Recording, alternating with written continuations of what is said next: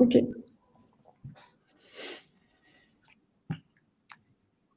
Bien, bonjour à tous, bonsoir à tous peut-être aussi au passage. Bonsoir, donc dites-nous si vous nous entendez, vous nous voyez, si on est présent pour vous, avec Jérôme, ici. Bonsoir Jérôme, bien sûr, Bonsoir Sébastien. ravi de t'accueillir. Bonsoir Stéphane, bonsoir Guillaume. Et donc n'hésitez pas, laissez-nous un petit message, savoir si vous nous voyez, vous nous entendez convenablement. Guillaume, oui, ok. Alors, on a déjà vu tous les petits messages aussi. Oui. Donc, de Laetitia, Nicole, Séverine, Michel, Christelle aussi, Valérie, Marie-Édith, Alexia, Roxane, donc Valérie, Nathalie, Charles. Ok, super. Aline, Karine, bonsoir. Claire aussi. Ok, bon. Tout est ok, tout fonctionne. C'est parfait. Donc, Jérôme, mais en tout cas, un tout grand merci évidemment de nous faire le plaisir de venir présenter Identidis 2.0, donc comme tu me le disais juste avant, les 90% fonctionnels du projet. Donc, comme d'habitude, dans les conférences qu'on organise avec Genepsys, ce qu'on propose, c'est avec les différents experts de faire donc de 18h30 à 20h, donc la présentation. Alors, on en a parlé un petit peu avec Jérôme. Au final, ce qu'il propose, c'est qu'on soit interactif. Donc, n'hésitez pas à poser vos questions en cours de présentation. Et évidemment, si on a le temps, on fera un petit question-réponse aussi à la fin si on est dans les temps. Mais ça dépend de toi, évidemment. Ouais, je serai dans le temps. Il n'y a pas de souci. Voilà. Mais je prendrai le temps. Bien sûr, oui. Parce que nous, ce qu'on veut, c'est de tout voir. Nous, on est là, voilà. On est chaud comme tout pour voir ce qui... vous êtes les premiers en plus, hein. Oui, c'est une exclue pour... ouais. Donc, oui. Donc, ce que je te propose, c'est de ne pas tourner trop, parce que sinon, les gens, ils vont se dire, oui, mais en fait, il parle, et il ne va pas nous laisser présenter Identidis comme on veut. Donc, ce que je te propose, c'est de te laisser la parole directement et donc de venir nous présenter tout ça avec grand plaisir. Et encore merci de l'acceptation de l'invitation. C'est un plaisir pour moi. Alors, hop là, je vais partir juste si c'est OK pour vous. Moi, c'est OK de mon côté. Donc, c'est nickel. Et OK. Donc, si j'ai des questions, je t'arrête pendant que tu... Ouais, tu m'arrêtes parce qu'en fait, je ne vois pas le chat. Et donc, du coup, n'hésitez pas à m'interrompre au moment où vous le souhaitez. Alors, je voudrais déjà remercier tous ceux qui sont connectés aujourd'hui et remercier Genepsys et toi, Sébastien, pour l'invitation. Alors, l'objectif de mon intervention aujourd'hui, c'est de refaire un petit rappel sur Identidis, mais je ne vais pas, je vais pas m'étendre dessus. L'idée, c'est de vous présenter nos deux nouveaux projets, dont le manuel 2.0. Voilà. Et donc, du coup, je vais commencer déjà par présenter mon équipe de recherche. Je vous présente donc virtuellement Oriane Chartier, qui est neuropsychologue à Nice, Aurélien Richer, qui est neuropsychologue à Nice, et moi, je suis Jérôme Bianchi, je suis neuropsychologue à Nice. Donc, on est tous des Niçois, on est tous neuropsychologues. Alors, hop là. Voilà. Alors, pour commencer, pour présenter en fait la mission d'Identidis, une petite mise en situation. En gros, on va imaginer la famille Durand. La famille Durand qui a un enfant, petit Raphaël. Et bon, Raphaël, il est en bonne santé. Mais Raphaël, il a des petits problèmes d'apprentissage. Ça coince un petit peu à l'école. Et donc, à partir de ce moment-là, les parents se retrouvent à l'entrée d'un labyrinthe. Bah oui. C'est-à-dire qu'on peut se demander, face aux difficultés scolaires que rencontre notre enfant, quelle porte on doit pousser, qui on doit consulter en priorité. Est-ce que c'est un retard? Est-ce que c'est un vrai problème? Est-ce qu'on ne s'inquiète pas un peu trop vite? Ou est-ce qu'il faut le laisser mûrir voilà, comme on dit souvent. Donc, tout ça, ça rend compte en fait d'un véritable labyrinthe pour les parents. Si vous voulez, Identidis, il intervient à ce moment-là. En fait, finalement, avec le recul, puisqu'Identidis est né en 2014, si je dois résumer Identidis, c'est une boussole. En gros, ça permet aux parents de s'auto-saisir face aux difficultés que peuvent rencontrer les enfants sur le plan des apprentissages notamment, mais pas que. Et en fait, une boussole qui leur permet de repérer les difficultés, pas de diagnostiquer, et ça, je vais insister lourdement, mais c'est un outil de repérage, et du coup, de pouvoir rentrer par la bonne porte, rencontrer les bonnes personnes et mettre en place les dispositifs qui vont permettre au petit Raphaël tout simplement de s'épanouir un petit peu plus, que ce soit sur le plan scolaire ou au niveau psychologique. En fait, nous, on intervient à ce niveau-là. Alors, pourquoi le repérage ? La Haute Autorité de Santé parle de 8% des enfants avec des troubles neurodéveloppementaux. C'est un vrai problème parce que très souvent, c'est un handicap invisible. Qui dit handicap invisible dit repérage tardif.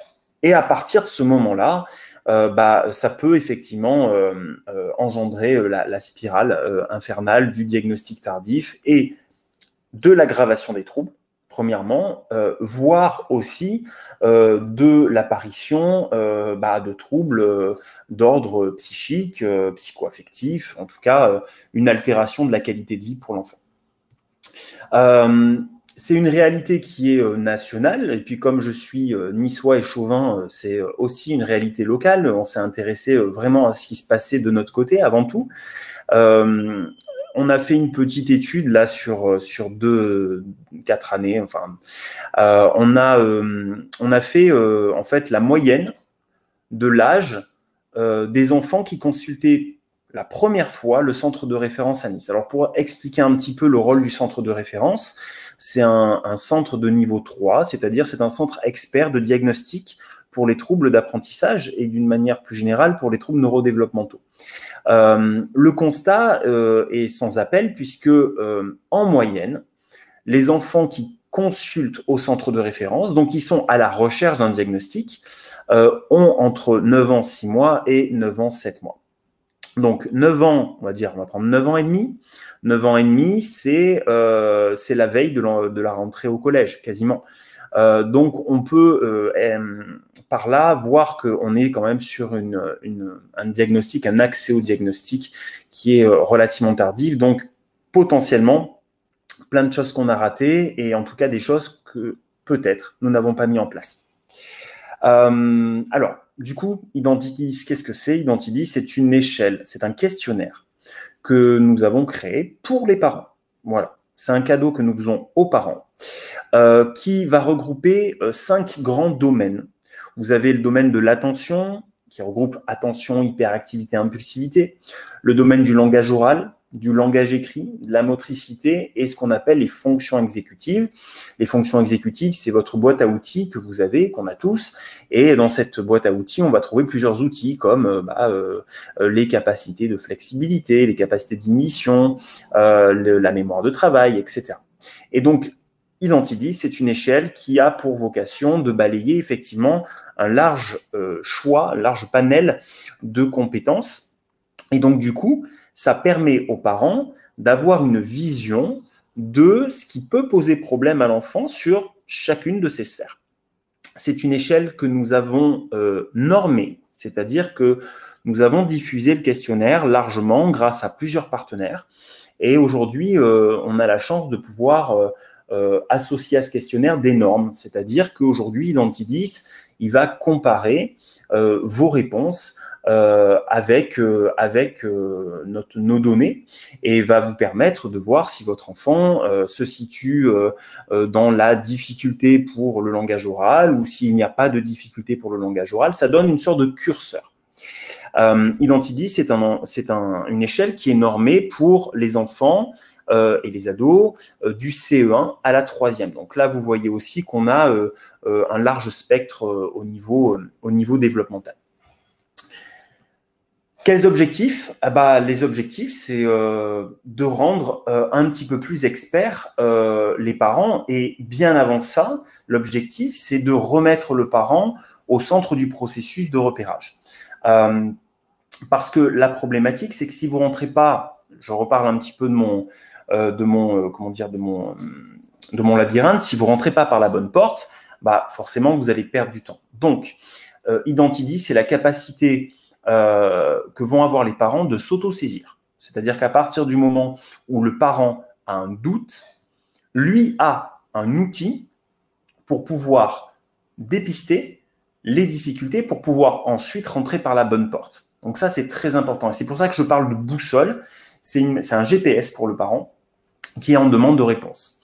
Et vous allez le voir avec le manuel numéro 2, notre objectif aujourd'hui, c'est au-delà de donner un GPS aux parents, c'est de pouvoir effectivement leur donner plus d'expertise parce que, et je pense que Sébastien sera d'accord avec ça, plus on donne de l'expertise aux parents, plus on adapte le quotidien de l'enfant qui est en difficulté et forcément on agit directement sur la qualité de vie de l'enfant. Alors, je parlais tout à l'heure de normes. Bon, je ne vais pas rentrer dans les détails. On a écrit un article dans les cahiers de la neuropsychologie clinique qui détaille, on va dire, vraiment tout le travail de statistique que nous avons fait à partir d'Identidis. Sachez que nous avons eu la participation de 1137 familles à la normalisation et qu'on a retenu 712 familles à partir desquelles on a pu effectivement élaborer ces normes. Si vous aimez les statistiques, ce n'est pas mon cas, si vous aimez les statistiques, vous pouvez donc aller sur le site internet d'Identidis, donc c'est www.identidis.com, aller sur l'onglet projet et vous avez donc les deux premières étiquettes qui vous renvoient vers vraiment la genèse du projet Identidis et tout le travail statistique qu'on a fait. Quelque chose que je n'ai pas dit et je pense que c'est la chose presque la plus importante, c'est que Identity, c'est un outil qui est complètement gratuit. Voilà. Donc aujourd'hui, bien sûr, je ne suis pas là pour faire une publicité, je dirais, à visée économique, mais voilà, c'est un outil qu'on met à disposition et il est gratuit et il restera toujours gratuit, bien sûr. Alors, est-ce qu'on se fait un petit bloc questions-réponses? Ouais, complètement. Allez. À ton avis, pourquoi les enseignants s'inquiètent-ils pas avant 9 ans des difficultés Pourquoi? Pardon, j'ai pas entendu. Pourquoi les enseignants ne s'inquiètent pas avant 9 ans en fait, des difficultés au regard des données que tu as montrées, tu vois, des premières consultations que vous avez aux alentours de 9 ans? Mais en fait, la question, c'est, à ton avis, pourquoi ils ne s'inquiètent pas avant?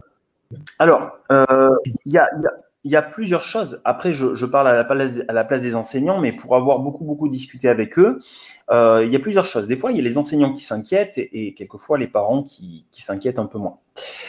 Deuxièmement, il y a aussi le fait de dire que, bon, moi je suis enseignant, je vais m'inquiéter pour un de mes élèves, j'ai pas forcément la boussole. C'est-à-dire que oui, je vais pouvoir alerter les parents, mais il y a certains enseignants qui se sentent démunis et qui se sentent pas autorisés d'orienter les parents vers la consultation, vers une orthophoniste, par exemple. Parce que je sais que dans certains établissements, ou quelquefois, il peut y avoir, effectivement, on peut leur dire, mais vous n'êtes pas médecin, vous n'êtes pas habilité pour. Bon, là, on n'est pas dans le diagnostic, d'accord? Donc, on n'est pas là du côté médical, on est du côté du repérage. La vérité, c'est que, selon nous, le repérage, c'est l'affaire des parents et c'est l'affaire des enseignants. C'est pour ça que je vais vous parler aussi de notre nouveau projet pour les enseignants. Et aussi, quelquefois, c'est la méconnaissance. C'est la méconnaissance et c'est pour ça qu'avec le manuel numéro 2, on va s'intéresser aussi aux enseignants. C'est-à-dire qu'on va psychoéduquer les enseignants comme on va psychoéduquer les parents. Voilà. Je pense que ça fait partie. Après, si tu veux, il y a aussi l'alerte qui est donnée au bon moment, les parents qui s'inquiètent, donc tout bien, et il y a la mauvaise porte. Alors la mauvaise porte, je donne un exemple qui n'est pas exhaustif, attention, hein, je ne veux pas me mettre à dos le syndicat des pédopsychiatres de France, mais globalement, voilà, un enfant qui parle pas à l'entrée en maternelle, la première porte à ouvrir, c'est peut-être pas la porte du pédopsychiatre. Même si, attention, je ne dis pas qu'il ne peut pas y avoir une implication psycho-affective, psychologique, d'une manière générale, qui pourrait effectivement expliquer ça, mais c'est peut-être pas effectivement la bonne porte. Donc, quelquefois, quand on n'ouvre pas la bonne porte, eh ben, on ralentit le processus de repérage.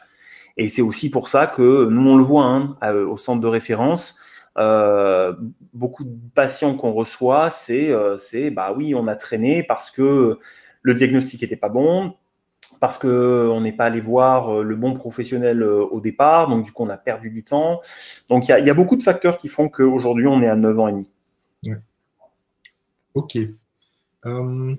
Alors, il y a des questions effectivement autour de est-ce que c'est un outil de dépistage? Mais comme vous le voyez, c'est écrit sur le slide que Jérôme, c'est échelle de dépistage. Donc oui, c'est un outil de dépistage en première intention. Après, il y a des questions effectivement sur l'utilisation par les enseignants de l'outil. Je pense que tu vas l'aborder justement après. Et alors, effectivement, il y a une question assez intéressante, c'est que il y a deux questions vraiment. Il n'y a rien sur le domaine de la mémoire dans Identidis. Est-ce que tu as des... Alors, le domaine de la mémoire, il est inclus dans les fonctions exécutives. Donc, en fait, il y a des signes d'appel qui sont répertoriés dans Identidis et qu'on a inclus, on va dire, dans la sphère exécutive. Voilà. Ok. On n'a pas fait de sphère mnésique, mais parce que les signes d'appel, il nous en fallait suffisamment. Donc, on a fait un matching sur la sphère exé. Effectivement. Et c'est vrai que, de manière générale, et tu me dis si je me trompe, mais les vrais troubles de mémoire chez l'enfant, qui sont pas, je veux dire, qui découlent pas de problèmes attentionnels ou d'autres difficultés, sont rares, en fait. Hein, oui, clairement. Est-ce que tu as une idée du nombre de parents qui a déjà utilisé Identidis? Alors, je peux vous donner le nombre de téléchargements directs sur le site, sachant que vous allez le voir, il y a une version papier-crayon, d'accord? Et il y a une version online. Donc, je peux vous donner le nombre de téléchargements et d'utilisation sur la version online. Aujourd'hui, on est à 56 000 utilisations. Sur le téléchargement, on est équivalent, quasi équivalent. La seule chose, c'est qu'une fois que vous l'avez téléchargé, vous pouvez le réutiliser sans retourner sur le site. Donc, je ne peux pas avoir de vision du nombre d'utilisations réelles, je dirais, du questionnaire.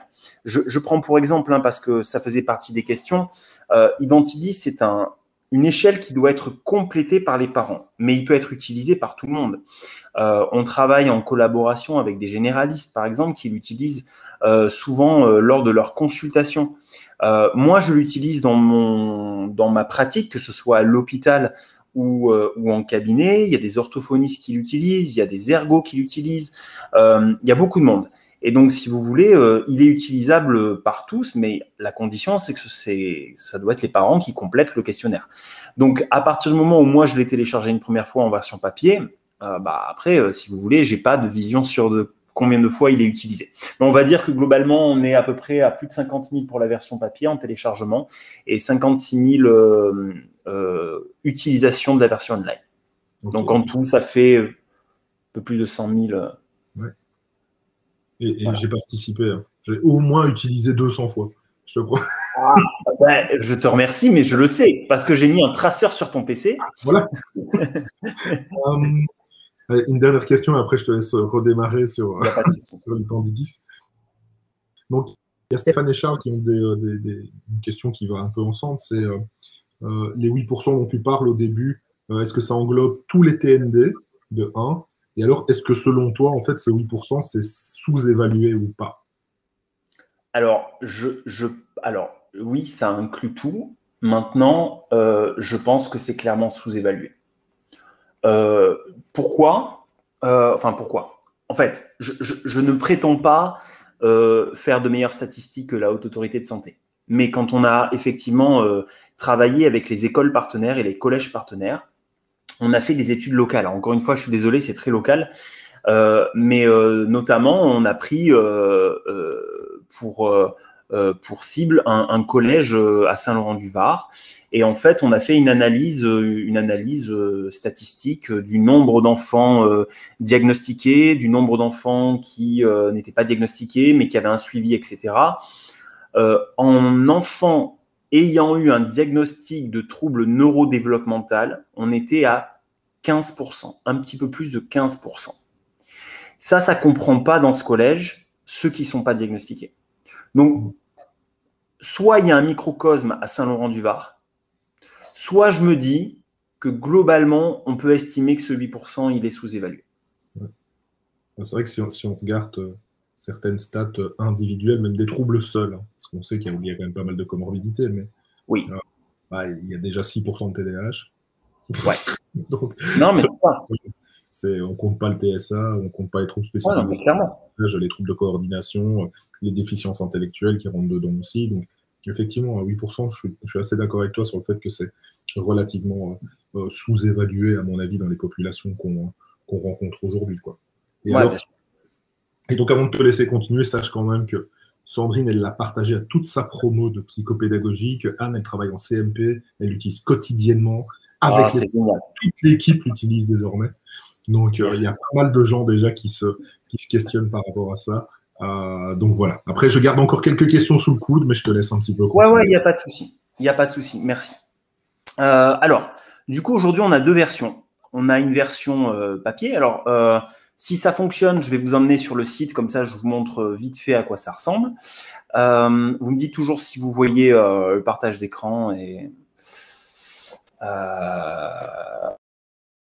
alors, ça va être... Tac. OK. Est-ce que vous voyez le site s'afficher? Yes. Yes. OK. Donc là, vous êtes sur identidis.com. Donc, vous arrivez sur la page principale. Sur la page principale, vous avez le choix. Version papier, version en ligne. En gros, quand vous cliquez sur la version papier, ça vous télécharge le questionnaire en PDF. Vous avez associé le manuel. Alors, ça, c'est le manuel numéro 1. Aujourd'hui, l'objet de ma présentation, c'est de vous présenter le manuel numéro 2. Je vais vous expliquer un petit peu ce qu'il y a dedans. Et sinon, la nouveauté depuis un an, c'est que vous avez effectivement la version online qui est hyper intéressante dans le sens où elle vous permet de compléter le questionnaire de manière anonyme. Il n'y a aucun recueil de données. De vous permet de compléter le questionnaire, de mettre vos commentaires. Et ensuite, effectivement, ça vous calcule automatiquement, je dirais, les difficultés repérées chez l'enfant. Donc, vous n'avez même plus à vous embêter à calculer. C'est le site qui le fait. Et ça vous génère un compte-rendu en PDF automatique. C'est-à-dire que, imaginons que vous ayez rendez-vous chez votre pédiatre et que le pédiatre soit un peu formé aux troubles neurodéveloppementaux, vous pouvez très bien compléter le questionnaire et lui apporter le PDF ou lui envoyer le PDF. Comme ça, il aura effectivement déjà une idée des difficultés. Donc voilà. Donc là, vous avez deux modalités de complétion du questionnaire. Une fois que vous avez complété le questionnaire, en ligne, vous obtenez effectivement un bandeau, un espèce de spectre de couleurs. En gros, ça vous indique où se situe votre enfant. Alors, la partie verte, c'est Identidis n'a pas repéré, au vu de ce que vous avez noté dans le questionnaire, n'a pas repéré de difficultés qui pourraient être significatives. La partie jaune, c'est des difficultés qui sont dites modérées. Et dans le questionnaire, dans le manuel, on vous pousse quand même à aller consulter, malgré tout.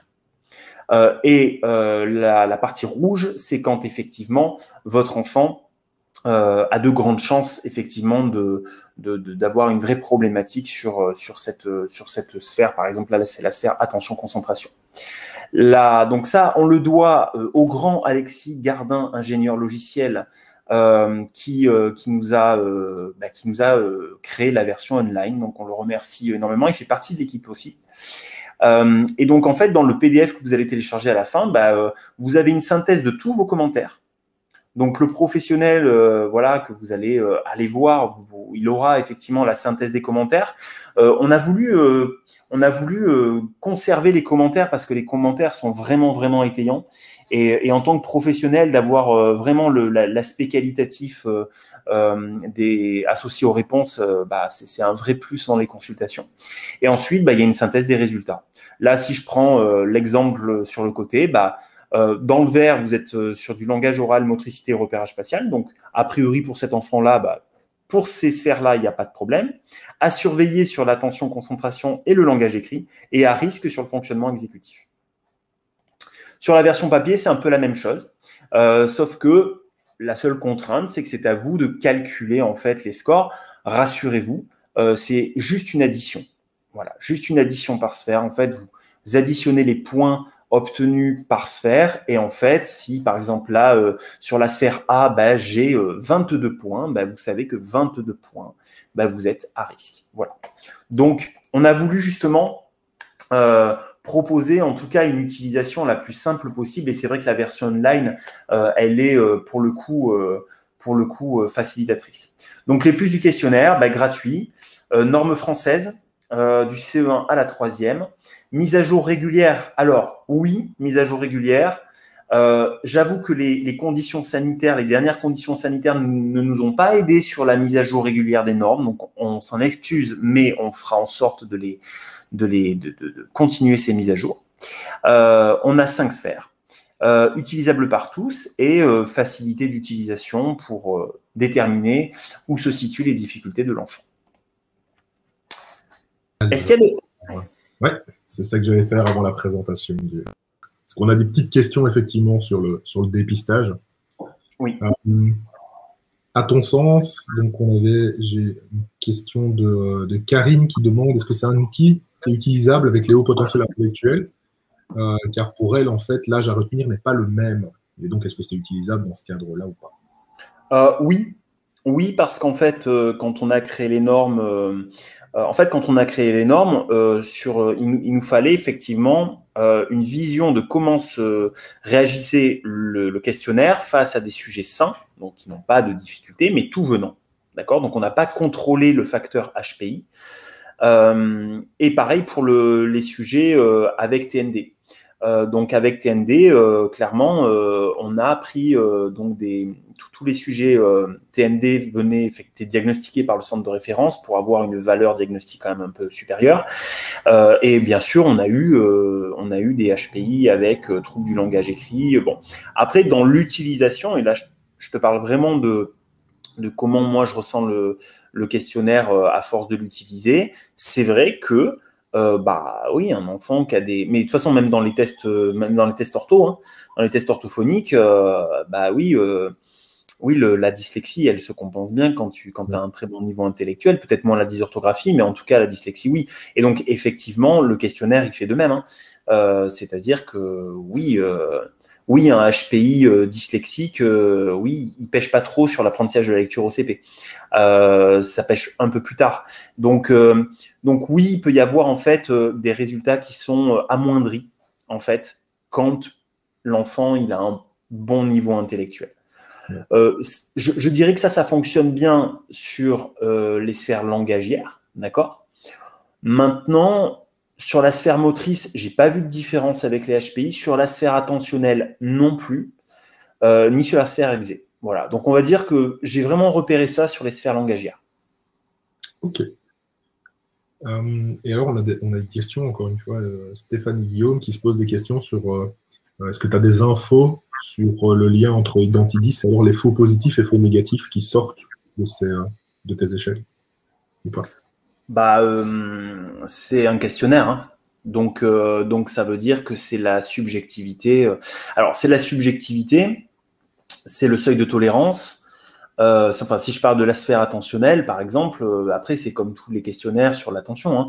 Hein. C'est très dépendant du seuil de tolérance des parents. Si tu le fais passer à un enseignant, c'est le seuil de tolérance de l'enseignant. Donc, honnêtement, on n'a pas fait d'études sur faux positifs, faux négatifs par rapport à l'échelle, mais on est bien conscient, quoi qu'il arrive, que...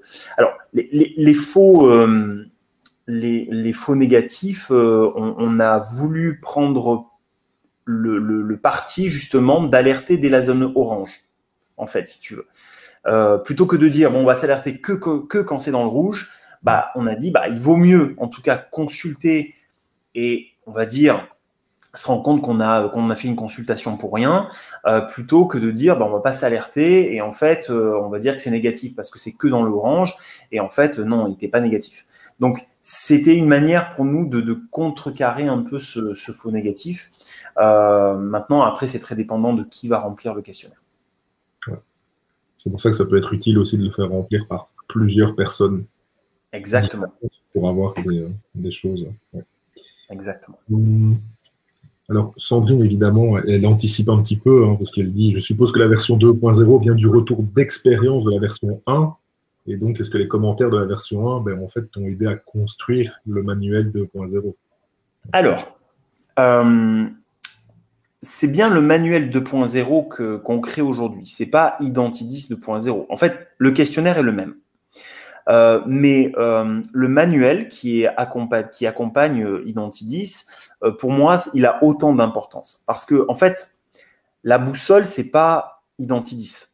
Le questionnaire, c'est pointer du doigt les difficultés et avoir un outil qui nous permet de le faire. La boussole, c'est le manuel. Donc, la boussole, c'est de dire, OK, mon enfant, il est dans le rouge sur le langage oral. À quoi ça peut correspondre? Quel est le trouble miroir? Qu'est-ce qui se reflète en fait dans cette sphère? Qu'est-ce que moi, en tant que parent, quelle attitude je dois adopter en tant que parent pour faire en sorte d'adapter l'environnement de mon enfant à son trouble? Qui je dois consulter? Quelles sont les adaptations scolaires à mettre en place? Des adaptations, vous allez le voir, raisonnables. Voilà. Qu'est-ce que je dois lire? Parce que voilà, je m'intéresse à mon enfant, je veux l'aider. Qu'est-ce qu'on peut me conseiller? Et qu'est-ce que je dois dire à mon enfant? Donc tout ça, ça fait partie effectivement du manuel 2.0. Le manuel 2.0, il n'est pas issu des commentaires qu'on nous a donnés dans le questionnaire, mais il est issu en fait des retours qu'on nous a fait du manuel numéro 1. Il y a eu beaucoup de critiques, très constructives. Hein. C'est pour ça qu'aujourd'hui, on arrive avec un 2.0, hein, parce que sinon, on serait resté sur le 1. Et en fait, il est issu en fait de ces critiques-là. Voilà. Parce qu'on a peut-être à l'époque pas pris suffisamment conscience de l'importance du manuel, en tout cas du pouvoir que pouvait avoir le manuel. C'est vrai qu'on va en parler, je suppose, hein, parce que je ne sais pas ce qu'il y a dans le manuel, moi. Mais je suppose que... Oh, tu te doutes un peu, j'ai fait appel à toi. mais de voir un peu ce qu'il y a. Effectivement, il y a une remarque très pertinente de Catherine par rapport à ces aspects de faux négatifs et faux positifs. C'est comme l'échelle est une échelle, effectivement, un questionnaire de dépistage, pas un diagnostic. Est-ce qu'on peut vraiment parler de faux négatifs et de faux positifs? Non. Dépistage. Moi, je pars du principe, alors c'est peut-être un peu extrême pour certains, mais je pars du principe qu'il vaut mieux s'alerter et vérifier et puis voir, plutôt que de se dire, voilà. Non, mais Catherine, elle a raison, hein, c'est-à-dire qu'on n'est pas dans du diagnostic. C'est vraiment du dépistage. Voilà, ça s'arrête là. On n'a aucune prétention diagnostique. Évidemment. Et alors Anne qui souligne quand même pour elle qu'il faut accompagner certains parents pour bien comprendre les questions. Est-ce que tu as cette expérience-là toi aussi dans l'utilisation? Moi j'avoue que ça dépend. Oui, et je suis tout à fait d'accord. Et bon, parce que, alors j'anticipe un peu sur mon PowerPoint, mais je vais vous teaser un petit peu la version enseignante. Parce qu'on est en train de développer, tu parlais tout à l'heure de plusieurs regards, et je pense que c'est la clé, hein, en fait. Hein. Et donc, on est en train de développer la version enseignante qui est en bonne voie. Et quand on a bossé sur la version enseignante, eh ben, on s'est rendu compte des faiblesses d'Identidis version parent. Et en fait, bon, là, je vous le dis, hein, je vais pas vous montrer la version enseignante parce qu'elle est encore secrète. Mais dans l'étayage des items, on est allé mais hyper loin pour les enseignants.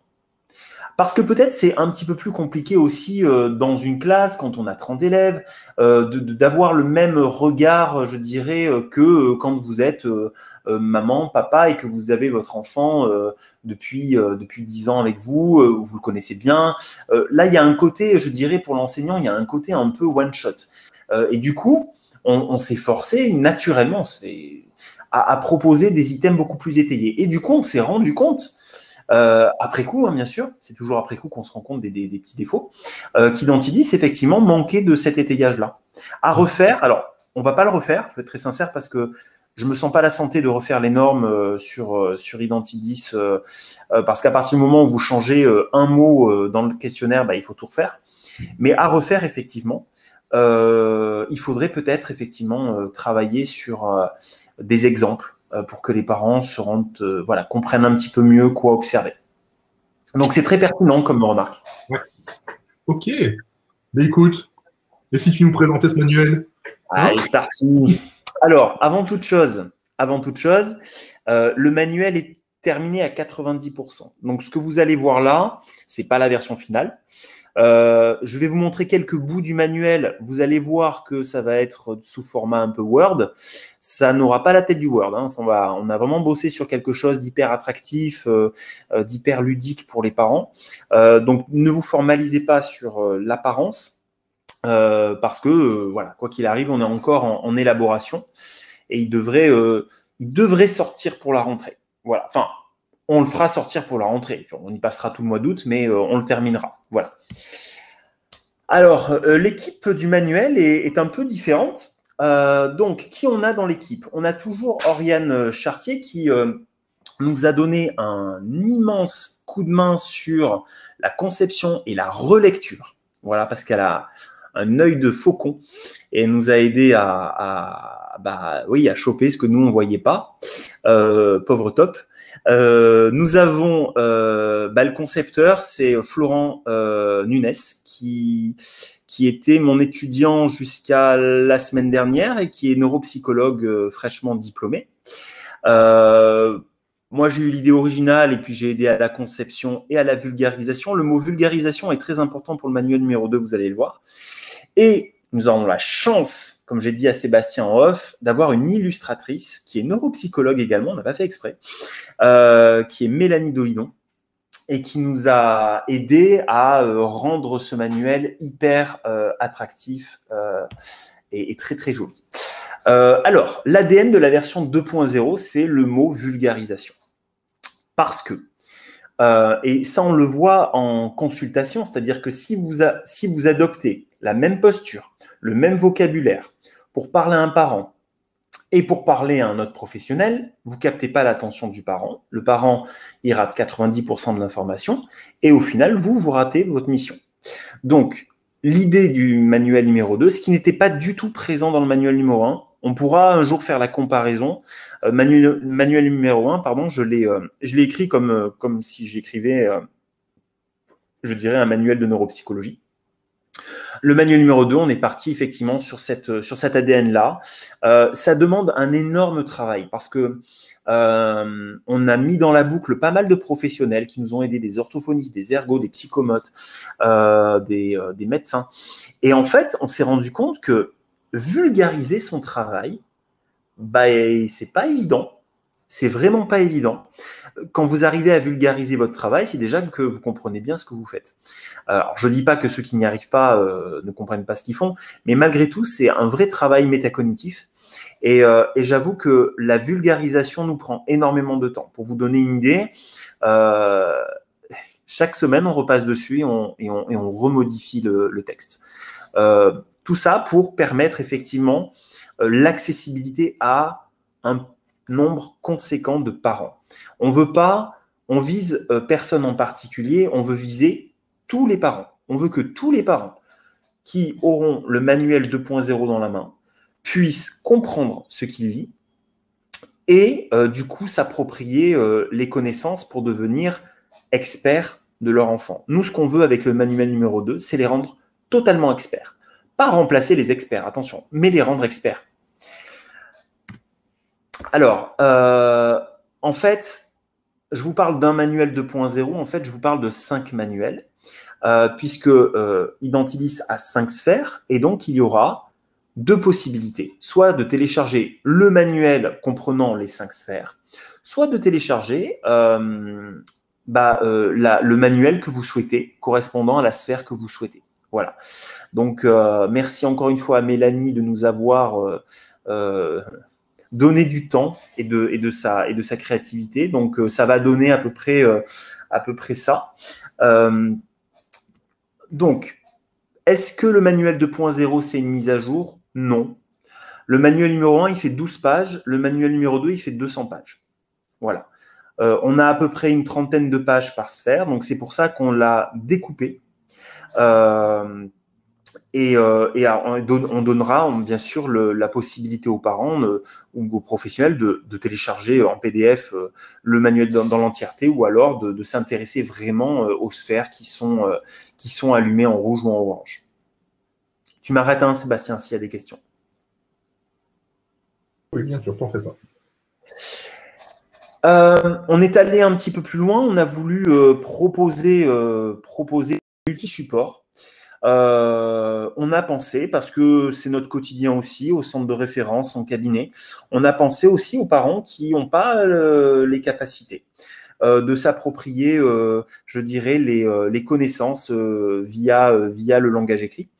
Et donc, on a proposé des capsules vidéo. Donc, ça veut dire que tous les chapitres, toutes les parties vont être accompagnées d'un QR code. Et les parents pourront en fait scanner le QR code et ça les basculera directement vers des capsules vidéo qu'on aura tournées. Donc, c'est ça aussi qui prend beaucoup de temps, c'est qu'on tourne beaucoup de vidéos en ce moment, qu'on aura tournées pour leur permettre une sorte d'intégration. C'est-à-dire que plutôt que de se taper tout un paragraphe sur, par exemple, qu'est-ce que la dopamine, il y a un personnage qui va vous expliquer qu'est-ce que la dopamine. Voilà. Et donc ça a été vraiment une volonté de notre part de rendre encore un peu plus accessible. Malgré vraiment cet effort de vulgarisation, on est allé vraiment plus loin en proposant un côté un peu interactif. C'est ce que proposent beaucoup d'ouvrages aujourd'hui, hein. Mais c'est vrai qu'on a trouvé que c'était intéressant. Donc là, on est en train de tourner ces vidéos et donc il y aura à la louche, il y aura une 50aine de capsules vidéo. Voilà. Alors, qu'est-ce qu'on va trouver dans ce questionnaire, dans ce manuel? La didactique. Alors, la didactique, rien de transcendant puisque c'était déjà présent dans le premier manuel, mais on va le rendre plus accessible encore. C'est simplement consigne d'utilisation. C'est-à-dire que le manuel, à la base, il est créé pour expliquer aux parents comment on utilise Identidis. D'accord? Pour expliquer, et je le dis quand même parce que sur les réseaux sociaux, il y a beaucoup de critiques, des fois des critiques justifiées et puis des fois des critiques un peu impulsives. On explique effectivement que ce n'est pas un outil diagnostique, d'accord? Donc, c'est pas parce que vous remplissez Identidis que vous n'avez pas besoin de l'orthophoniste ou de l'ergothérapeute. Et en plus de ça, ça permet effectivement de donner des conseils de base. C'est-à-dire que de base, vérifions, votre enfant a des difficultés, X ou Y, on va vérifier la vision, on va vérifier l'audition, voilà, quelques petites données de base à prendre en compte. Donc en fait, rien de transcendant sur la didactique, mais voilà, on va dire que la première partie, ça va rendre compte en fait de comment utiliser le manuel.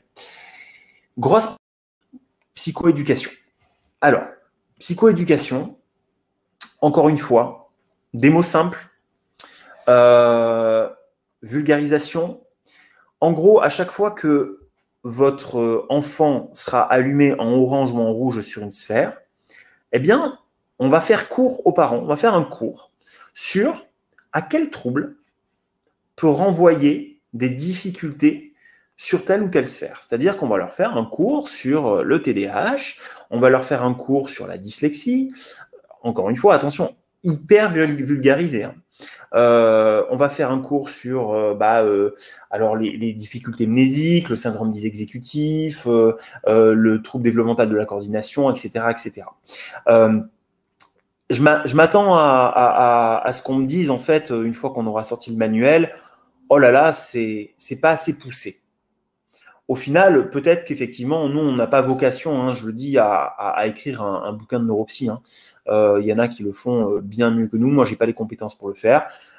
Mais par contre, notre objectif, c'est vraiment Si le parent il retient 50% de ce qu'on a écrit ou de ce qu'on lui dit dans les vidéos, on a gagné notre mission parce que ça veut dire qu'il sera 50% plus expert que ce qu'il était avant.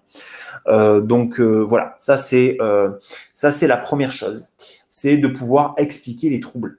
Voilà, c'est quoi la dyslexie, c'est quoi le TDAH, est-ce que mon enfant c'est quoi, c'est mon enfant il est mal élevé ou il y a un autre problème. Donc en fait c'est ça. Objectif, faire de ce manuel une référence théorique pour les parents, bien sûr. D'accord? On n'a pas, encore une fois, je suis un peu lourd avec ça, mais parce que je m'attends, si tu veux, je m'attends un peu au retour. On n'a pas vocation à écrire un bouquin pour les pros. Voilà, on est là à prendre la main des parents pour que ils soient plus alertes et plus avec plus de connaissances. Donc, on leur explique le trouble neurodéveloppemental, qu'est-ce que c'est neuro, qu'est-ce que c'est développemental, c'est des mots hyper compliqués. Donc, voilà, on est là pour expliquer tout ça. Encore une fois, on est là pour les rendre. Dans ce manuel, on va lister les symptômes et les signes d'appel concrets. C'est-à-dire que l'objectif pour eux, ça va être d'avoir une sorte de petite bible du signe d'appel. C'est-à-dire qu'à partir du moment où vous savez repérer les bons signes d'appel, vous êtes plus expert.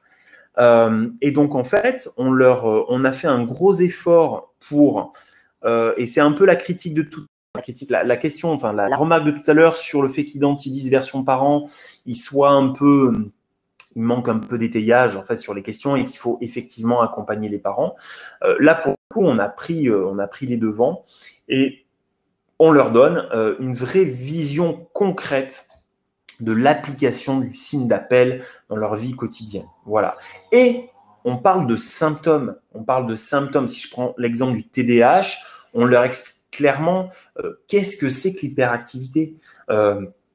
Est-ce que c'est forcément ce qu'on voit dans les dessins animés quand le lapin il saute partout qu'est-ce que c'est que le comment ça se manifeste? Est-ce que c'est facile de repérer de l'inattention? Pas tant que ça. On va aller plus loin. Alors si je parle vraiment du côté TDAH, on leur fait un cours de neurobiologie. Hein. Voilà, on leur parle de l'implication des neurotransmetteurs. C'est quoi un neurotransmetteur? On va leur parler du méthylphénidate, c'est important, d'accord? Pas que, parce qu'on parle aussi des prises en charge non médicamenteuses. Donc voilà, nous on part du principe que si on augmente l'expertise des parents, on adapte l'environnement de l'enfant. Et là, je renvoie vraiment à un clin d'œil à Sébastien, parce que Sébastien, c'est un grand monsieur et j'ai eu la chance d'être formé par lui au protocole Barclay. Et en fait, ça change tout. Parce que en tant que professionnel, et professionnel d'une manière générale, enseignant, on a souvent le réflexe de dire l'enfant a un problème, c'est lui en fait qui doit changer. Et en fait, on va travailler sur lui, on va le suivre, on va le rééduquer, voilà. Mais en fait, la première étape, c'est peut-être pas celle-là. La première étape, c'est peut-être effectivement de modifier son environnement, de faire en sorte que les adultes qui l'accompagnent, experts, soient plus compréhensifs et puissent avoir les clés pour adapter l'environnement de l'enfant. Voilà. Donc ça, c'est l'objectif du manuel 2.0. La psychoéducation, au départ, on est parti sur la volonté de psychoéduquer les parents. Et puis, on s'est dit, pourquoi on va s'arrêter aux parents? Parce que globalement, l'enfant, il est 80% du temps à l'école, donc on ne va pas s'intéresser qu'aux parents. Donc, pour les parents, bien sûr. Donc, si le manuel 2.0 ne suffit pas, c'est-à-dire que si on a envie d'aller plus loin, il y a des gens qui savent écrire bien mieux que nous. Et du coup, on a répertorié, je dirais, une série d'ouvrages adaptés. Voilà. On a vraiment voulu sélectionner des ouvrages qui étaient accessibles, qui ont un peu le même ADN que le manuel 2.0. On ne voulait pas trancher et du coup, faire une sorte de continuité, renvoyer les gens vers finalement des lectures expertes adaptées, donc pour les parents. Pour les enseignants aussi, on a toute une partie par sphère, il y a toute une partie pour les enseignants. C'est-à-dire que par sphère, il va y avoir toute une partie où clairement, vous avez repéré les difficultés chez l'enfant, vous pouvez carrément donner ça à l'enseignant et ça lui fait, alors c'est pas long, on a fait exprès, hein, on a vraiment restreint un maximum, mais une sorte de petite Bible, comment dire, une sorte de petite Bible de secours pour l'enseignant qui se retrouverait avec un enfant en difficulté dans sa classe. Et voilà, qu'est-ce que je dois faire? Donc, on a élaboré des conseils pédagogiques et on a proposé effectivement une série d'ouvrages qui, à notre sens, alors c'est subjectif parce qu'on les a lus, on les a trouvés bien, donc bon, bah, c'est notre propre projection, mais voilà, on a sélectionné aussi des ouvrages pour les enseignants et aussi pour les professionnels, tiens. Parce que clairement, moi, les généralistes avec qui je bosse à Nice, bah ouais, ils sont vraiment en demande de savoir si je dois acheter un bouquin demain pour devenir moi aussi encore plus expert, parce qu'on peut être médecin et pas forcément expert du TMD, qu'est-ce que je dois lire? Donc, encore une fois, on a fait une petite sélection pour les professionnels. Là, vous voyez qu'en fait, on touche tout le monde pour essayer de faire changer les mentalités. Et d'adapter un maximum le regard des adultes par rapport à l'enfant. Est-ce que pour l'instant, ça va? Oui. Un petit break question-réponse. Alors déjà, je tiens à te signaler, parce que tu ne vois pas le chat, mais je n'arrête pas de voir des génial, merci beaucoup, super travail, merci beaucoup pour ce super travail, super boulot, je suis bluffé, c'est topissime. Donc, wow. Sache que les gens sont là aussi pour te dire à quel point ce travail est vraiment utile. Alors, au nom de l'équipe et du fond du cœur, merci beaucoup. C'est vrai que c'est vraiment un gros travail et bon, c'est souvent moi qui parle devant la caméra, mais ça pourrait être n'importe quel membre de l'équipe. Je veux dire, on met tous la même énergie dans le projet. C'est un projet bénévole, hein, donc on a du travail à côté. Donc vraiment, ça fait chaud au cœur. Merci beaucoup. Ouais. Alors, il y a une question d'abord sur le questionnaire. C'est un truc d'ailleurs qu'on avait discuté ensemble au départ. C'est est-ce que les données anonymes du questionnaire online servent pour étoffer les normes avec le temps? Non. Alors, réponse non. Alors, quand je dis anonyme, alors, c'est anonyme, bien sûr. Il n'y a aucun recueil de données. Il n'y a aucun recueil de données parce que… alors, je vous explique pourquoi. Pour deux raisons. On aurait pu le faire techniquement, mais je ne veux pas que ça freine certains parents parce qu'il y a un recueil de données et il faut l'annoncer s'il y a un recueil de données. Donc, je ne veux pas qu'il y ait des gens qui se sentent un peu pistés ou quoi que ce soit, même si on ne met pas le nom de l'enfant, clairement. Donc, ça, c'est la première chose. Deuxièmement, on aurait eu un problème avec la CNIL malgré tout, l'instance qui gère un peu toutes les données numériques, etc. Troisièmement, je vais rajouter un troisièmement, c'est qu'en fait, les données, je vous explique, si vous remplissez Identidis online, oui, on va avoir des données, on n'aura pas l'historique de l'enfant.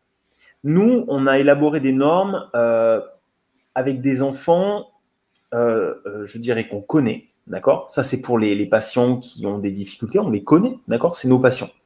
Donc, ça veut dire qu'on a une traçabilité et on a quand même un gage de qualité quant au diagnostic. Et deuxièmement, voilà, donc l'idée, c'est de ne pas se retrouver avec des données inexploitables. Voilà.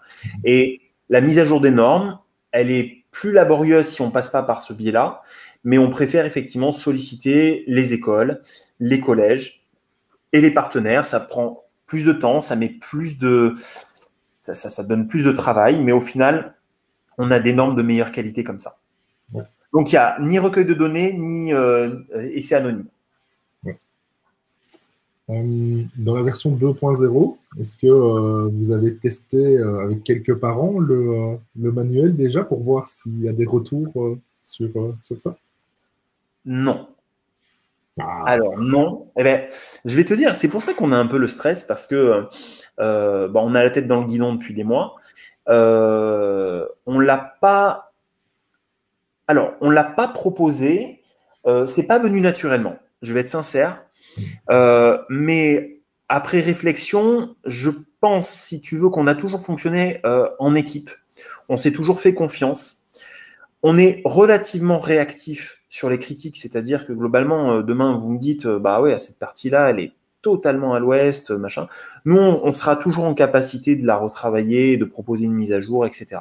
Mais on ne voulait pas effectivement se laisser influencer et on voulait vraiment garder le cap avec l'équipe. Donc, c'est pour ça qu'on travaille en vase clos d'une manière générale d'ailleurs.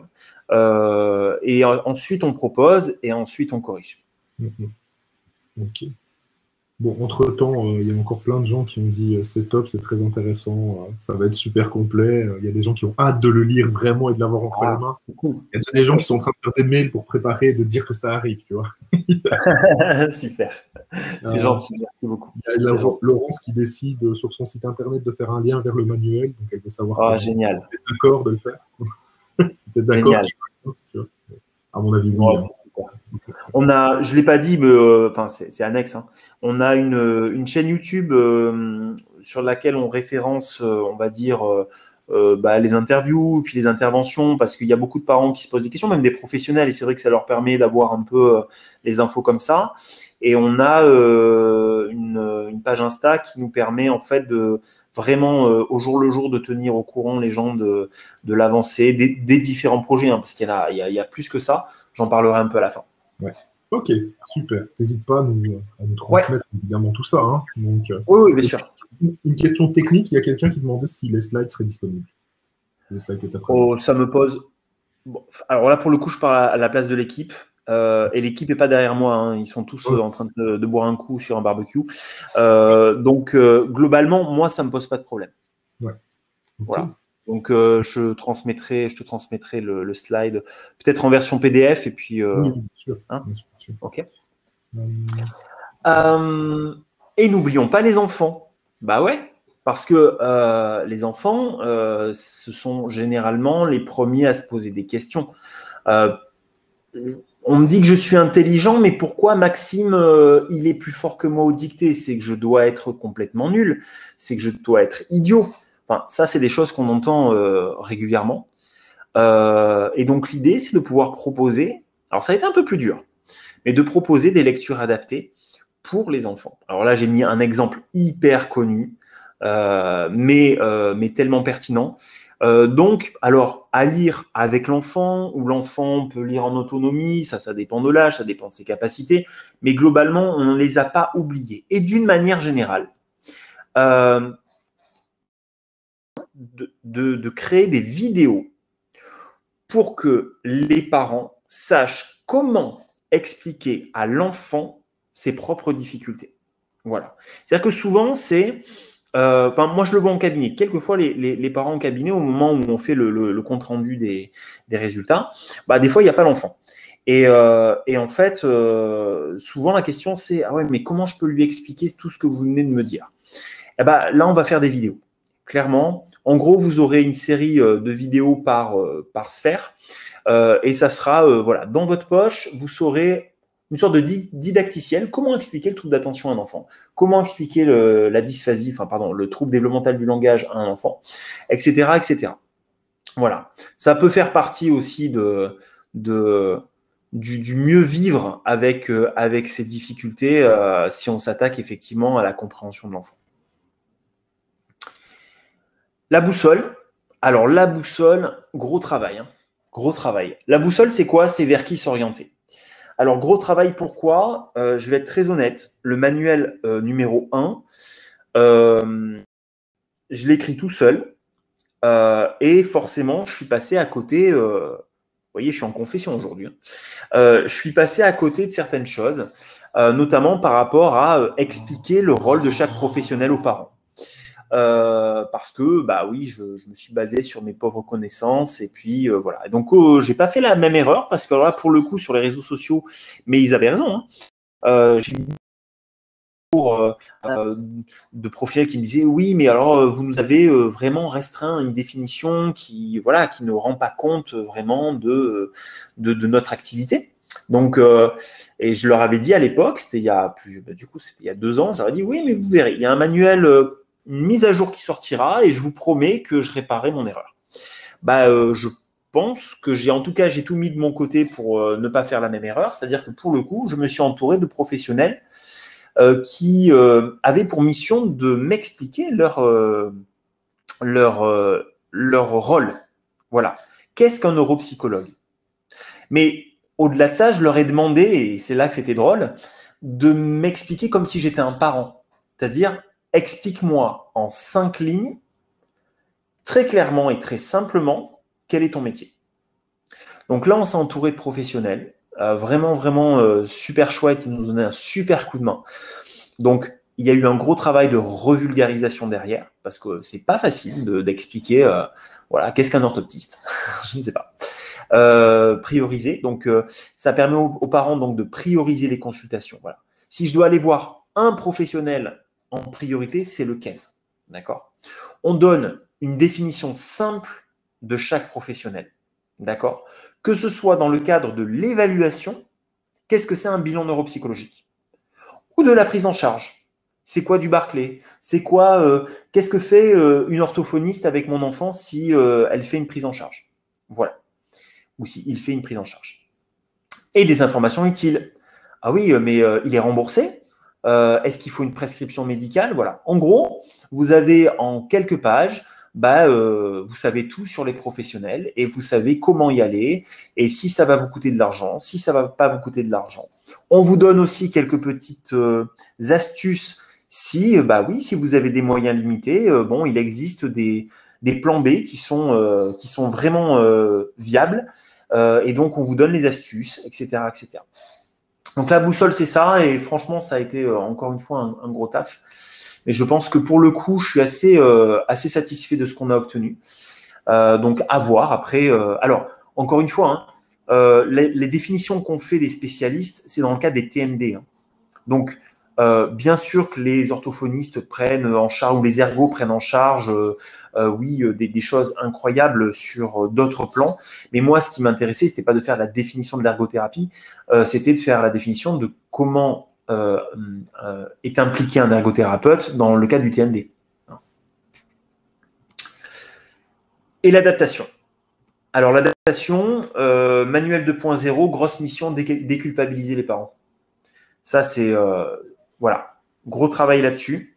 Donc, on est un peu lourd là-dessus, hein, mais bon, on n'exclut pas hein, l'impact environnemental. Hein. Au contraire, on l'explique, mais on déculpabilise. Et là, on va dire que la deuxième grosse partie du manuel, c'est les conseils pour le quotidien.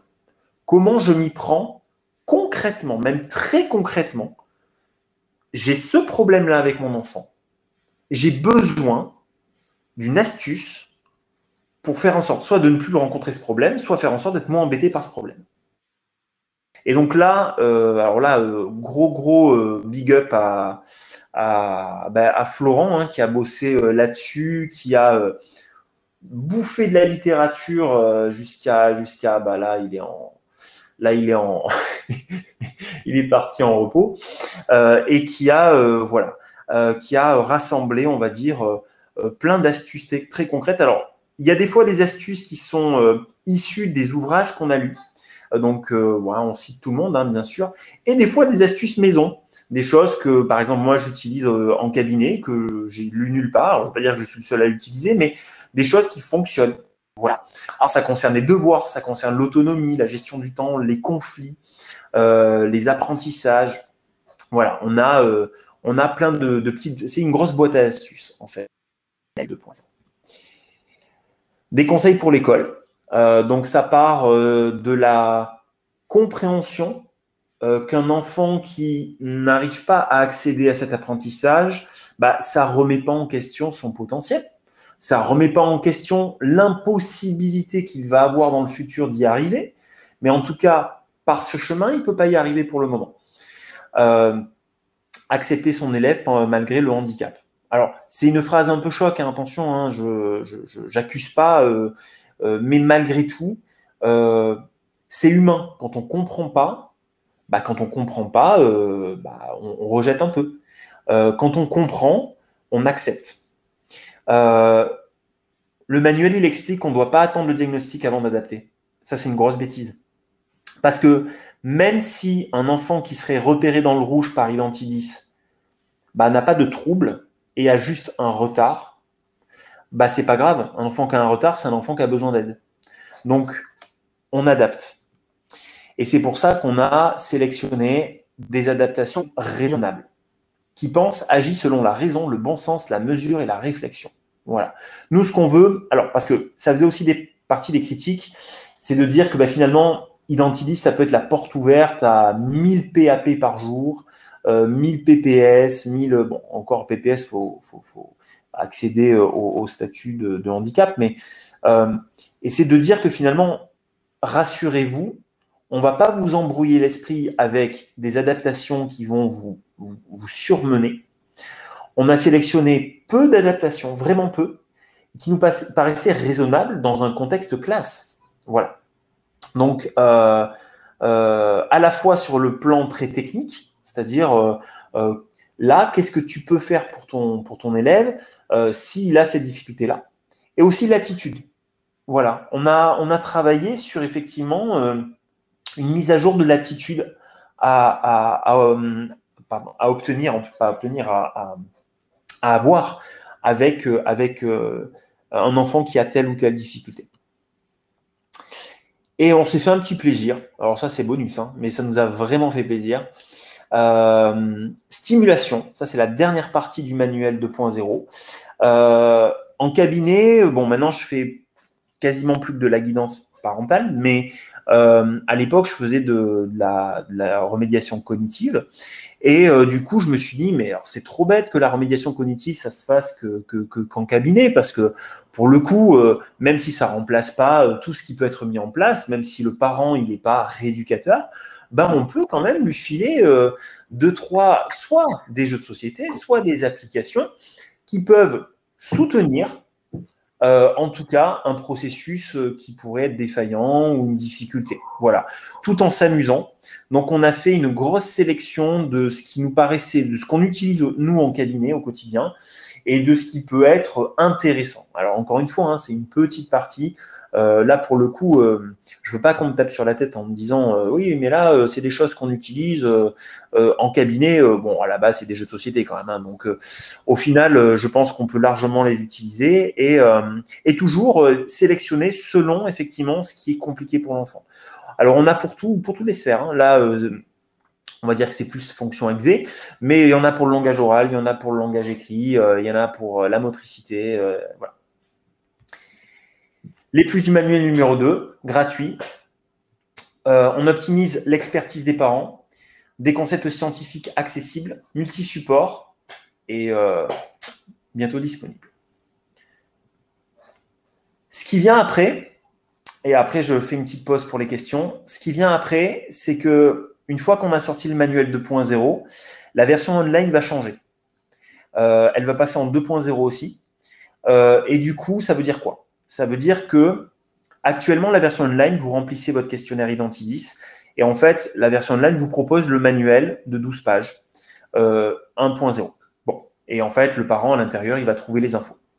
Et en fait, tout simplement, la version 2.0 du online, vous remplissez Identidis en ligne et en fait, c'est le site internet qui va vous chercher dans le manuel 2.0 les éléments importants à prendre en compte selon les difficultés repérées.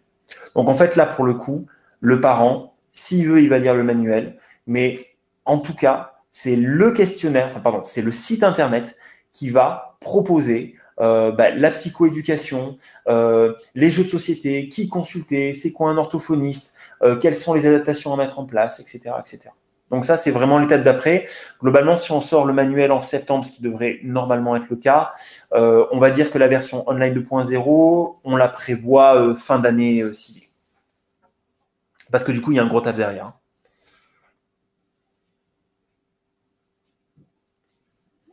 Je suis jaloux, Jérôme. Pourquoi? Du travail que tu as fait. Enfin, le travail que vous avez fait. Parce voilà. Il y a énormément de taf derrière. C'est énorme ce que vous avez fait, vraiment. Je te remercie. Et clairement, je pense qu'il y a énormément de gens qui, justement, dans le chat, encore une fois, se rendent compte à quel point ce travail, effectivement, va à mon sens, et comme beaucoup le disent, hein, faciliter énormément le trajet de soins d'accompagnement des parents, en tout cas, d'arrêter d'être perdu. Et tu sais que c'est un truc on en a déjà beaucoup parlé, hein, cette errance médicale, le fait de ne pas savoir vers qui aller. Séverine le note, hein, elle dit c'est 1 à 3 ans d'attente pour trouver des rendez-vous chez un professionnel. La question, c'est est-ce que le manuel va aider les parents à mieux cibler les professionnels, les besoins pour déclencher certains rendez-vous selon l'urgence, selon le besoin. À mon sens, je pense que ça va répondre effectivement à ce type de questionnement. En tout cas, je suppose que c'est un des objectifs poursuivis vraiment central de ce manuel notamment, quoi. Donc, ouais, clairement. Ouais. Donc, effectivement, tu as des interventions sur... vous mâchez sacrément le travail des professionnels autour du neuropsy. Bravo. Bah, voilà. Hein. Écoute, on aura toujours du boulot, hein, mais ouais. Oh, ouais, ça, c'est clair. Ben voilà, Delphine qui note que vous allez simplifier effectivement le travail de psychologue aussi à l'éducation nationale. Et je pense que c'est aussi très intéressant de le faire, de mieux former les enseignants aussi, de mieux accompagner les enseignants. Effectivement, il y avait des interventions tout à l'heure de personnes qui se posaient la question d'adapter des programmes de type Barclay, mais enseignants. Et effectivement, ben, aujourd'hui, en fait, en passant par là, c'est vrai qu'on est en train de préparer des programmes en fait, ça existe déjà aux États-Unis, en Allemagne, des programmes d'accompagnement d'enseignants spécifiquement pour les enfants avec troubles d'attention, mais aussi problématiques comportementales en classe. Donc, il y a vraiment des choses qui sont à développer. Il y a vraiment des connaissances à amener dans les pays francophones sur l'accompagnement des personnes qui encadrent l'enfant, parce que tu le soulignais très très bien sur cet aspect effectivement de ce besoin de psychoéducation de tout le monde, en fait, et pas que de l'enfant. C'est de prise en charge que de l'enfant. Donc c'est clair que ça va être très très très important. Effectivement, voilà, il y a plein de trucs, plein de merci, les outils, ça va devenir un outil de base, une référence dans le domaine. Tu vas voir, ça va être top. Je pense que là, le travail est... Et ce qui est très bien, c'est que c'est pas fini. C'est ça qui est, extraordinaire. C'est pas fini, donc je continue, tu veux dire? Ouais, vas-y. Ok. Alors, je continue. Alors oui, je vous avais fait une petite mise en situation. En gros, au niveau du timing, je suis comment? Il reste un gros quart d'heure. Alors, je vais passer. Alors, honnêtement, la mise en situation, c'est pas, c'est pas le plus important. C'était juste pour vous montrer à peu près globalement ce que ça pouvait donner. Voilà, tout ce que je vous ai dit tout à l'heure, c'était des petits focus sur des paragraphes qu'on a déjà écrits, etc. Mais c'est pas. De toute façon, vous l'aurez. Honnêtement, si j'envoie le PowerPoint, vous l'aurez largement. Donc, je préfère me concentrer sur autre chose et peut-être après la discussion, si ça vous va. Parfait. Hein? Ok. C'est toi qui pilote. Ok. Ok. Donc, deuxième projet. Donc, on en parlait tout à l'heure. C'est donc la version enseignant d'Identidis, parce que avoir un double regard sur l'enfant, c'est essentiel, parce qu'il y a de la subjectivité dans le fait de remplir un questionnaire, et que beaucoup de questionnaires professionnels adoptent maintenant effectivement cette vision bipartite, tripartite. Donc nous, on a voulu faire pareil. Et aussi que c'était une demande des enseignants. Après avoir sorti la version parents, beaucoup d'enseignants nous ont demandé y a-t-il une version maternelle? Pourquoi ça commence qu'au CE1?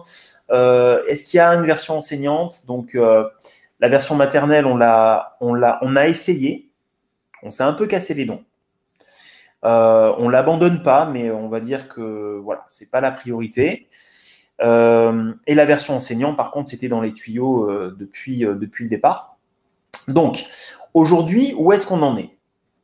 Eh ben, on en est sur la version 1. Alors, sachant que pour expliquer aux gens, la version parent, en fait, c'est la 7e version.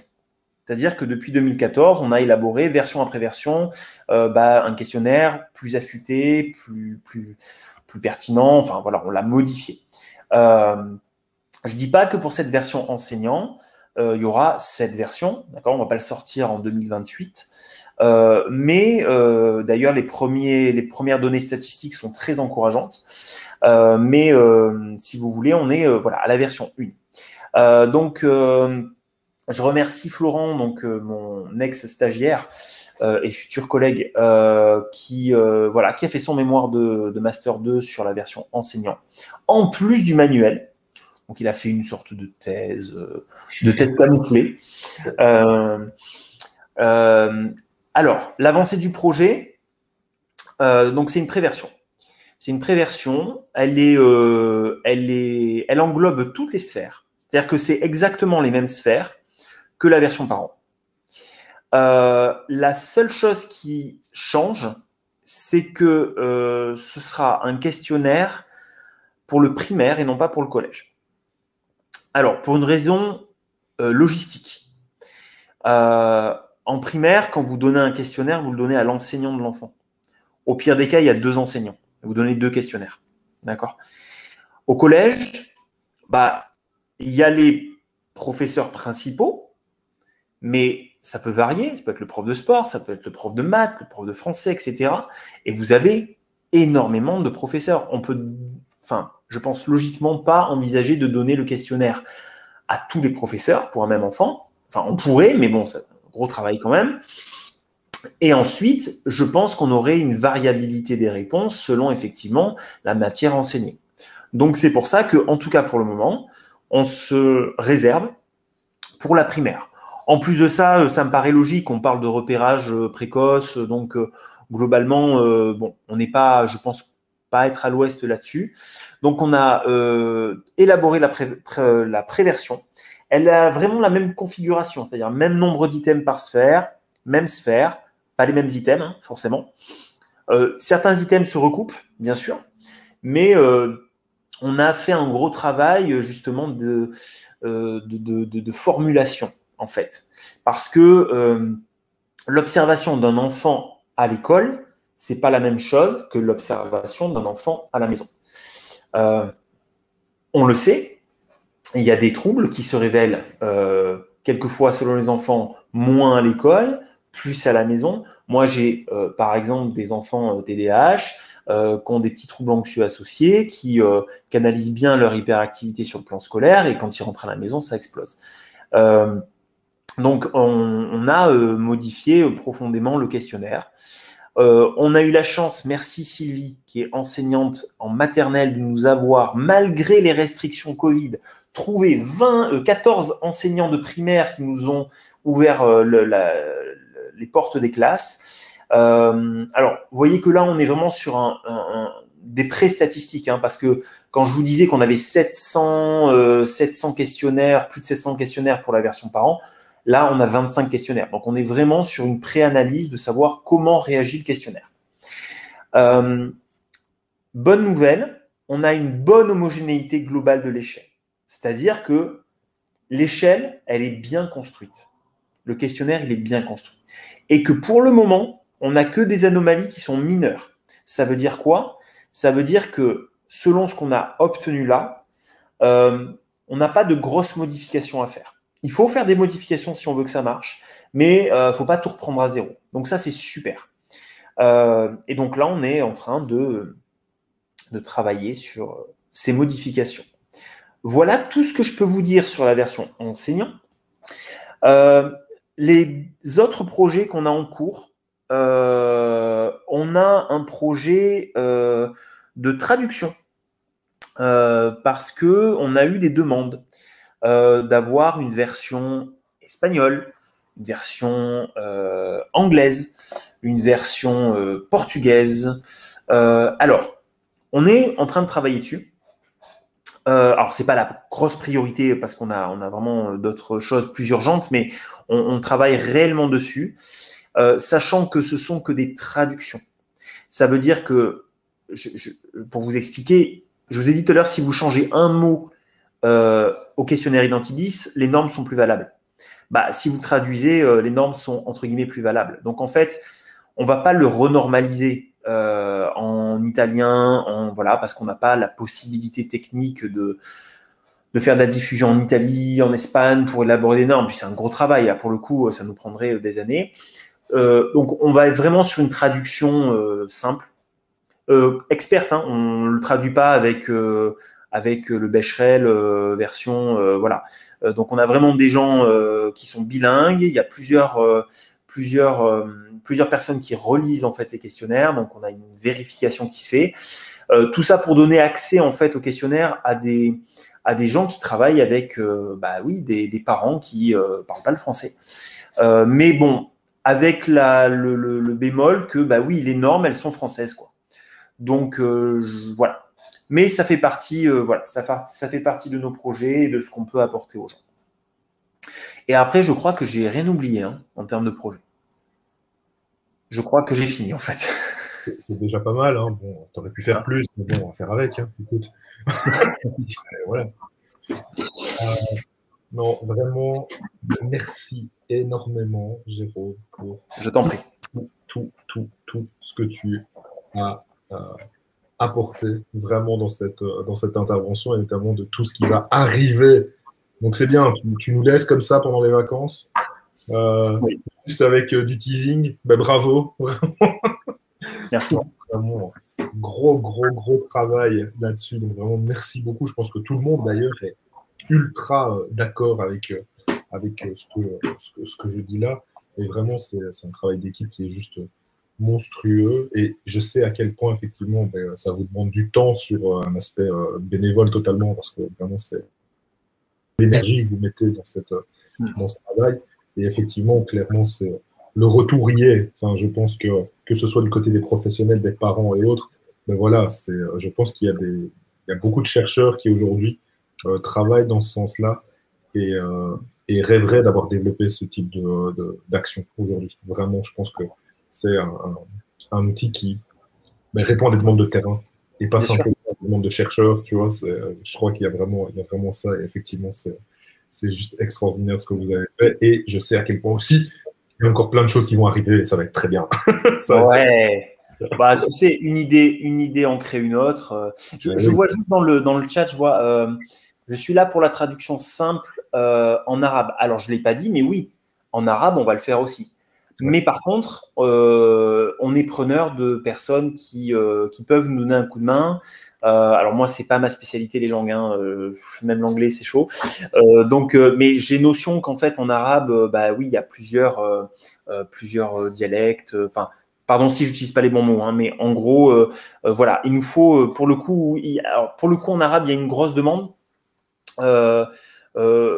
Sans forcément partir loin, nous on a des écoles, on a des quartiers où effectivement le français n'est pas parlé à la maison et on a besoin effectivement, si vraiment on veut faire du repérage à fond, on a besoin effectivement de traduction arabe. Donc oui, on est preneur.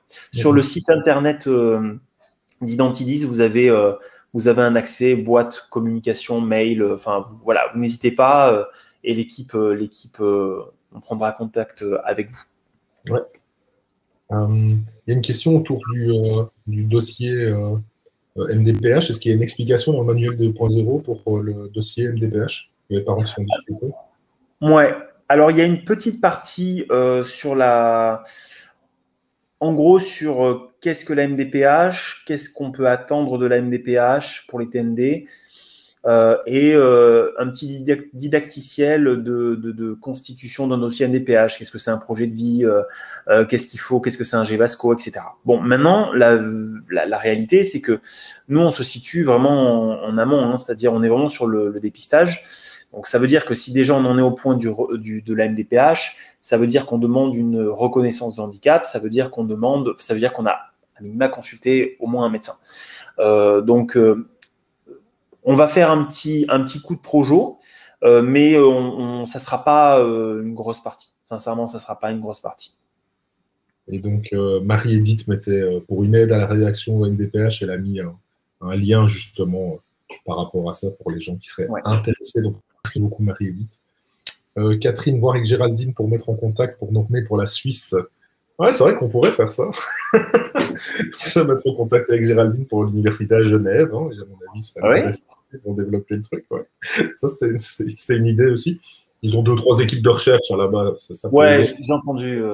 C'est une petite université, tu vois. Bon, en tout cas, super. N'hésitez pas si vous avez encore, évidemment, des questions. Donc, Jérôme est encore là, évidemment, pour vous répondre. Donc, c'est le moment, c'est l'instant. Essayez de lui tirer les verres du nez pour savoir vraiment tout ce qu'il va pouvoir vous proposer. Il y a Karine qui pose une question par rapport à son association.